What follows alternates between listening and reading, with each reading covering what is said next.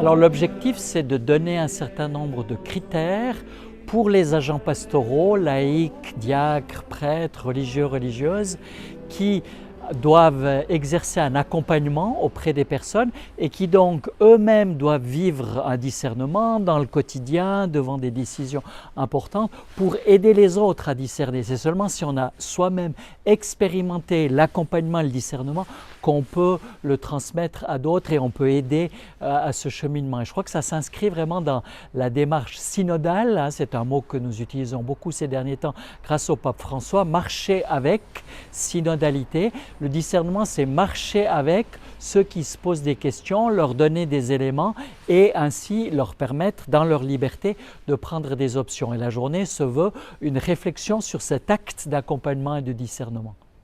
Pour une culture du discernement et de l'accompagnement, faire des choix pour être vivant.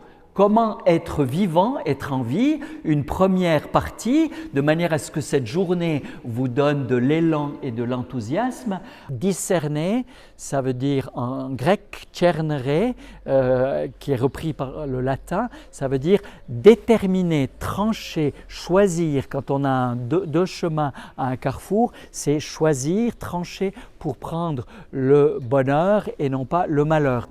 Ce qui compte, c'est donc avant tout notre manière d'être, susciter ainsi la demande sans mettre d'obstacle.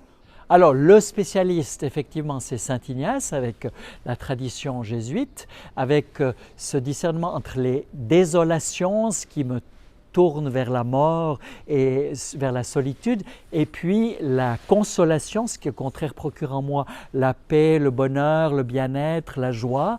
Sinon, il y a bien sûr la grande tradition salésienne, Saint François de Sales, tout vivre avec douceur, par amour, tout faire par amour. Le grand critère de discernement, c'est est-ce que ça m'aide à aimer Dieu, à aimer mes frères, à aimer moi-même, et est-ce que ça contribue au salut, ou alors le discernement carmélitain qui lui est centré sur la contemplation dans le silence, dans l'oraison.